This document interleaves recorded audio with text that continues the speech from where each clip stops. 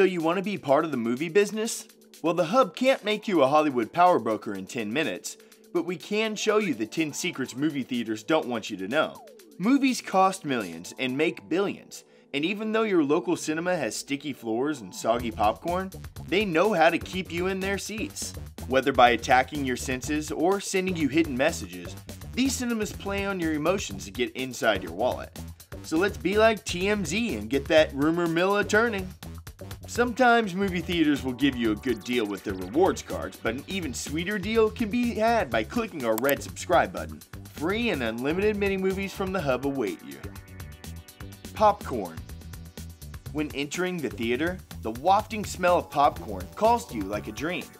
So you wander over to the snack section in a daze, and the employee behind the counter upsells you on getting a medium or even a large for just a few dollars more. You've already spent more than you expected, but you're convinced to go for the biggest bucket. But why was it so easy to splurge on the larger option? It's more than just their sales skills. Most theaters add coconut oil or canola oil to give days-old kernels that new popcorn smell. Not only that, at the end of a given day, uneaten popcorn is placed in unattractive plastic bags and stored away for tomorrow. The big popcorn maker behind the counter doesn't get to pop as much popcorn as it seems, and on average, it's not cleaned too often either. While you can't control whether you get stale popcorn or not, you can manage how you butter it. If you want to distribute the butter throughout the bag, try this hack. Just place a straw into the middle of the popcorn and pump butter into the bottom of the bag. That way, you can at least make the old and new kernels taste just as buttery. Speaker system. When you go see a movie like Transformers, you want to hear the explosions and mayhem around you. Outside of interactive 3D visuals and all-encompassing IMAX screens, the surround sound works wonders to make you feel as if you're in the middle of the action. Yet, without many regulations controlling the decibel levels of sound systems, you could face the same type of hearing loss as a soldier in a war zone. The National Association of Theater Owners argue that their films feature certain sounds that jump out at you, but most of the flicks will fall within the healthy range of 85 decibels or lower. That didn't stop the recent remake of The Magnificent Seven from featuring a steady spray of gunfire sound effects hitting 97.2 decibels, storks from attacking kids' eardrums at 99.3 decibels, and Deepwater Horizons from sustaining over 100 decibels of sound for minutes. The American Hearing Research Foundations confirmed that movie theaters are a source of premature hearing reduction. We say if you can handle going to a loud and proud Michael Bay film festival without earplugs, then you're perfect for a job as an air traffic controller or a roadie in a rock band. A loud future is for you. Best seat. You've waited in line for that midnight showing, bought your popcorn, and at 11:30, the doors swing open and the rush for seats begins. But which perch makes for the best viewing experience? If the director of global technology at the THX Sound Company has anything to say about it, it's a central seat about 2/3 away from the screen. There, you'll have the best view of the action of the film. It doesn't fully cover your field of vision, but it definitely captures your attention. More importantly, you'll be in the perfect spot for the sound waves to hit your ears. When sound technicians are calibrating the speakers in a theater, they measure out the optimal volumes for each device, and then average out those measurements. That being said, sound technology has evolved so much over the past several decades that any seat in the house will give you a decent hearing experience. Through the use of lasers, engineers eventually placed the speakers throughout the theater in perfect distribution. But if the sound of those crashing cars are coming at you too fast and too furious, then sitting towards the back and by the walls will be the ideal corner for you. Snack price. For the love of Bruce Almighty, why is it so expensive to buy food from the theater? Back in the golden age of Hollywood, the studios owned the theaters. They could control which movies were shown on their screens and how often the screenings occurred. Flash forward to 1948, when a Supreme Court ruling declared that studios and theaters needed to split the profits of the movies. As theaters became independent of the studio overlords, their profits seemed to shrink. On average, movie theaters make around 20 to 30% of their money from ticket sales alone, meaning they need to ratchet up their snack prices to make back the difference. Which explains the $50 price tag for a couple of Raisinets, a popcorn, and 3 large sodas. Okay, so we're exaggerating. Slightly. but theaters need to set their food prices to high to survive in an era where competition is fierce, and audiences oftentimes stay home to watch Netflix. That's why many theaters are willing to partner with companies like MoviePass, which offer crazy deals on ticket prices. They're not making much money off the ticket sales anyways. That said, the theaters aren't a charity case, and avoid shelling out the big bucks on food combo deals. You're usually only saving a couple of cents to buy popcorn, a hot dog, and a soda. Movie trailers. Sometimes trailers are the best part of going to the movie, especially if the main event is a real dud. Depending on how they're edited, previews are the biggest advertisement a studio could ask for. The audience is forced to sit through them as they wait for the movie to start, and it's not like they can change the channel. So you'd think theater owners would be pleased by the 15 to 20 minute chunk of trailers preceding movies nowadays, right? Wrong. According to Hollywood Reporter, theater owners are begging studios to decrease the average runtime of previews 2.5 to 2 minutes. They believe that trailers in their current standard form detract from the movie because they take too long to get to the point and give away too much of the upcoming movie's plot. Even if you're running late to that screening, you still have about a half-hour grace period between the start time listed on Fandango and the moment the opening credits start to roll.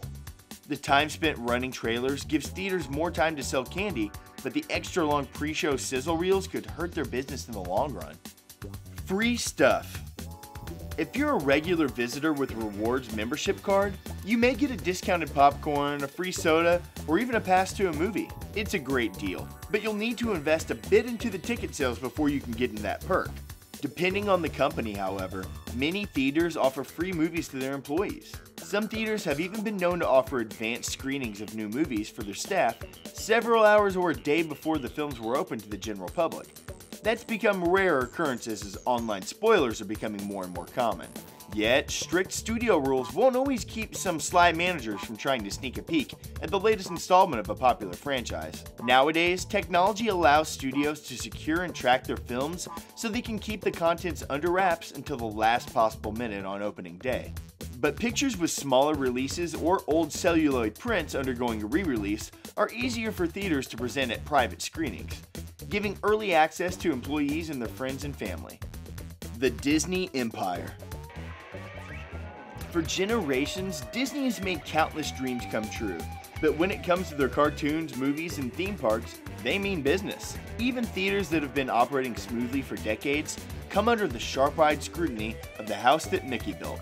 There are stories of managers who showed Disney trailers one day early, and, whether it was accident or not, they were never heard from again. There are tales of Disney representatives coming to Cineplexes to train projectionists how to play their movies, change the standard aspect ratio of the screen, installing a custom light into a projector, and acting like they owned the place. Which they did because, didn't you know, Disney owns all. They've run a successful business model through good times and bad, and in order to stay on top, they follow some strict practices.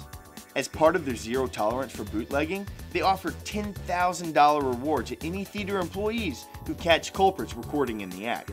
If you smuggled your camcorder into the theater like Kramer from Seinfeld and you get caught, you better wish upon a star because it makes no difference who you are. They'll still send you to the slammer. Frisky business. When couples go into places like this, some PDA is sure to follow. Unfortunately, this is especially true for movie theaters. Theater employees are tasked with breaking up any form of affection that you can imagine.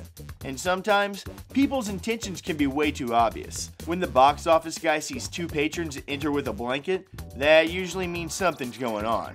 And even if the movie's been out for weeks and is playing to an empty theater, that doesn't mean an employee with a flashlight won't walk in on you like a night cop asking for your license and registration.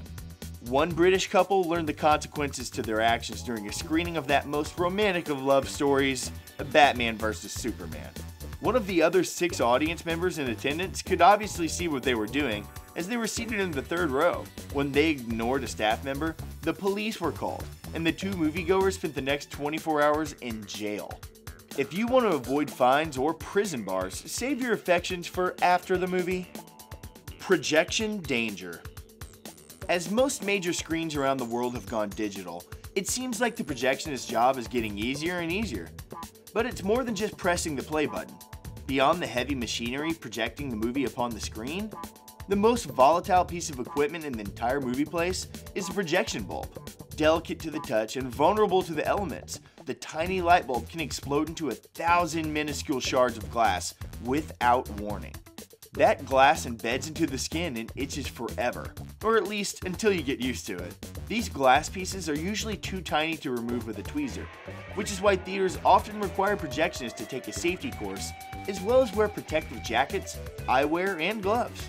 Exploding light bulbs are great for any scene with a close-up shot of an old-timey camera taking a picture, or at the ending of a special screening of The Natural when Robert Redford hits a home run into the lights of the stadium. But nobody expects to have glass rain down on them during a showing of Girls Trip. Subliminal advertising. So you've spent $50 on food, had glass rain down on you from above, and there's someone blocking your view from the front row. What keeps you coming back to the theater? Maybe you love the movies, or maybe you've been hypnotized by subliminal advertising. In 1957, a marketing expert put this idea to the test by splicing split-second images of "drink Coca-Cola" and "eat popcorn" into a film. He claimed popcorn sales rose 18%, and Coke sales spiked nearly 58%. After some scrutiny, he retracted his research, and the outcry over the idea of hidden messages was so fierce, subliminal advertising was banned in the UK.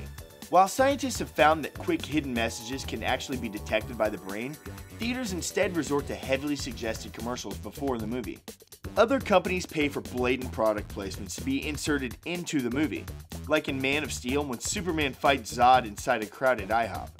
But even if advertising was being played at you subliminally, you wouldn't even know it, would you? In a billion-dollar industry where everyone's battling for the last buck, the audience is usually at the bottom of the totem pole. But now you've been let in on these 10 secrets movie theaters don't want you to know. You can go spend a night at the cinemas knowing every deep, dark, hidden detail. And there's more secrets where that came from, only at the Hub. See you soon!